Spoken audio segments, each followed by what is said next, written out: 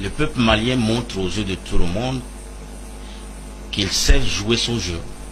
Et le jeu du peuple malien, c'est le jeu de la fierté. Voilà un peuple. Depuis la nuit des temps, tout le monde était d'accord, on nous enseigne même dans nos livres d'histoire, dans nos pays africains. Ils sont descendants de qui? Ils ont pour référence un certain Soundiata Keita, un guerrier, un grand combattant. Ils ont en mémoire également que Mansa Moussa, un homme le plus puissant, riche homme. Le plus riche de la terre. Les Maliens, ils sont dotés d'une fierté. Et cette fierté les amène à ne pas les enquiquiner trop. Le peuple, il est comme de l'air que vous emprisonnez dans une vessie. À un moment, la vessie peut contenir l'air. Mais quand le volume de l'air dépasse, il va s'éclater. Alors, le peuple malien est un peuple qui n'aspire qu'à la liberté. Et quand, au début de cette crise, le peuple malien dit « Je ne veux pas le traitement que mes dirigeants m'affligent », il s'est soulevé.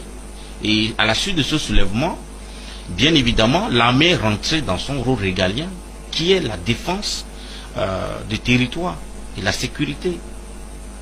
L'armée est venue jouer son rôle. Et à la fin de la journée, le peuple dit, voilà, nous sommes d'accord que vous venez nous sauver d'une situation parce que nous étions en train de crier dans la rue. Ça risque même de dégénérer, de devenir une guerre civile. Mais les messieurs, ils se sont sentis concernés parce que ce n'est pas parce que je suis militaire que je ne suis pas malien. Ils ont tous cette fierté. Donc aujourd'hui, au lieu de féliciter cette armée qui a sauvé le peuple quand il criait parce que ses droits fondamentaux sont bafoués, sa liberté était méprisée. Aujourd'hui, on ne fait qu'enchaîner des punitions envers cette armée qui a sauvé le peuple malien. Et à la fin de la journée, on se demande, est-ce qu'on veut le bonheur de nos peuples ou bien on veut le bonheur d'un individu? Parce que si, en fin de compte, les Maliens se sont dit, nous voudrons une meilleure vie que celle que nous avons aujourd'hui, et que cela a conduit à un changement de régime, nous n'encourageons pas les coups d'État, pas du tout. Nous ne voudrons même pas les soulèvements dans nos pays, mais c'est de savoir pourquoi est-ce que les gens se sont soulevés jusqu'à arriver à ce stade. Aujourd'hui, je pense que les Maliens, ils nous ont montré déjà qu'ils sont forts. Ils nous ont montré combien de fois ils sont descendants de Soundiata Keita. Et ils continueront de tenir la tête. Parce que c'est dans leur ADN. Ils jouent un rôle identitaire. Et ça devient aujourd'hui une lutte identitaire, un combat identitaire pour les Maliens. Continuer par les sanctionner, c'est de se tirer toujours une balle dans nos propres pieds. Quand je regarde l'ordonnance de la Cour de justice de l'UEMOA, je dis bien, c'est beau, mais est-ce que la décision qu'on a prise contre le Mali était des décisions de droit? Est-ce que le Mali a fauté vis-à-vis d'un droit international? Non. Mais les décisions qu'on a prises contre le Mali sont des décisions d'ordre politique.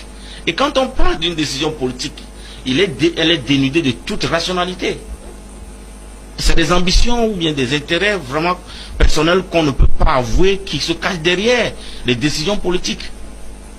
Si nous parlons de droit, cette décision que la Cour de justice de l'UEMOA a prise devait être appliquée. Et combien de fois encore nos dirigeants montrent qu'eux-mêmes ils violent les lois.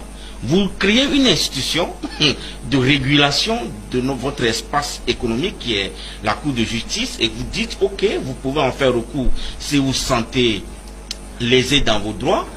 Et cette cour, cet instrument ou bien cette institution que vous-même vous avez pris la peine de créer, de budgétiser et payer les fonctionnaires, prend une décision, vous n'êtes pas en mesure d'exécuter ces décisions. Entre le Malien et la CEDEAO qui n'exécute pas, ou bien l'UEMOA qui n'exécute pas les décisions de la Cour de justice de l'UEMOA, qui est le fautif? Qui est plus grave? Qui on peut condamner ici? C'est ça.